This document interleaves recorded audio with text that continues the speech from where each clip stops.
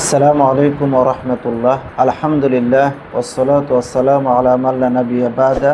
সংক্ষিপ্ত হামদ ও সালাতের পরে সম্মানিত দিনী ভাই ও বোনেরা, বুলুগুল মারাম এই কিতাবের শেষের অধ্যায় কিতাবুল জামের প্রথম বাব কিতাবুল আদাব।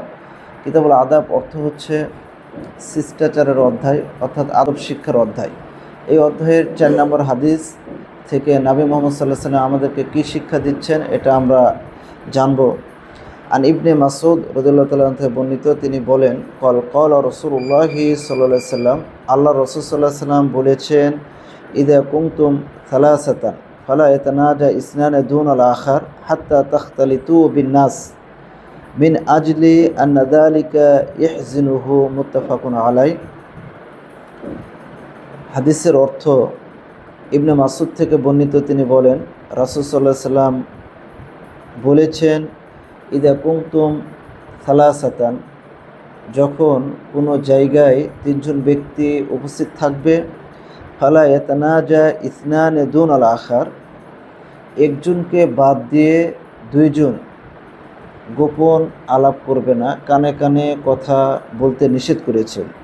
হাত্তা তাখতালিতু বিন নাসি, যতক্ষণ পর্যন্ত সাধারণ লোকের সাথে মিশে না যাবে। মিন আজলি আন্না যালিকা ইহজিনুহু, এরূপ করলে পারে অপর ব্যক্তির মনে কষ্ট হয়।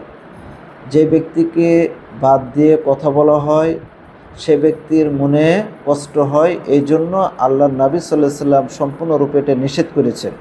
এই হাদিস থেকে আমরা যা শিক্ষা পাই, যে শিষ্টাচার আমরা জানতে পারি নবী মুহাম্মদ সাল্লাল্লাহু আলাইহি ওয়াসাল্লাম হাদিস থেকে, পৃথিবীর যে কোনো জায়গায় যখন কোনো 3 জন ব্যক্তি থাকবে, বন্ধুবান্ধব পরিচিত 3 জন ব্যক্তি থাকবেন, একজনকে বাদ দিয়ে 2 জন পরস্পরের কানে কানে কথা বলা যাবে না, যতক্ষণ আপনি সাধারণ মানুষের সাথে মিশে না যাবেন।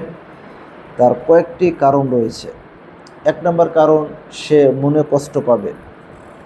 এটা মনে কষ্ট পাবে, তার হিকমতটাকে নিষেধ, যে আল্লাহ রাসূল সাল্লাল্লাহু আলাইহি ওয়াসাল্লাম এটার হিকমতটাকে কী জন্য নিষেধ করেছেন, যে আন্নাল হিকমা নাহি আন তানাজি ইসনান ওয়া তারকু সালিস, যখন 3 নম্বর ব্যক্তিকে ছেড়ে আপনি 2 জনে আপনারা কথা বলবেন, হিয়া আন্না সালিস ইহজিনুহু, 3 নম্বর ব্যক্তি কি সে চিন্তিত হবে, মনে কষ্ট পাবে। আর এই কাজটি যখন করবেন তখন আপনাদের ভিতরে সম্পর্ক একটু দূরত্ব সৃষ্টি হবে, আর ইসলামের যে একটি সৌন্দর্য এটা নষ্ট হবে। আর যখনই আপনারা এই কাজ থেকে বিরত থাকবেন তখন ইসলামের সৌন্দর্য বৃদ্ধি পাবে এবং একজন বান্দার যে হক এবং কি মাসালেহ সেটা কি সংরক্ষণ হবে। আর এই কাজগুলো করার কারণে যখন আপনি 2 জন ব্যক্তি কথা বলবেন একজনকে বাদ দিয়ে, তখন একে অপরের মনে কি কষ্ট দেওয়া হবে 1 নম্বর, যে 2 নম্বর নিজস্ব লোক সে মনে করে না, এরূপ একটি ধারণা করবে 3 নম্বর ব্যক্তি। 4 নম্বর পয়েন্ট, যেটা আপনার যে ব্যক্তিকে আপনি বাদ দিয়ে কথা বলবেন তার মনে খটকা এবং কি সন্দেহ সৃষ্টি হবে। 4 নম্বর, তার বিরুদ্ধে কোনো ষড়যন্ত্র ও ধোঁকা দেওয়া হচ্ছে এরূপ ধারণা করবে বা এরূপ মনে করবে। এই জন্য সামাজিক জীবনেও এই কানাকানি এবং গোপন আলাপ সম্পূর্ণরূপে নিষিদ্ধ করা হয়েছে, আল্লাহ রাসূল সাল্লাল্লাহু আলাইহি ওয়াসাল্লাম নিষেধ করে দিয়েছেন।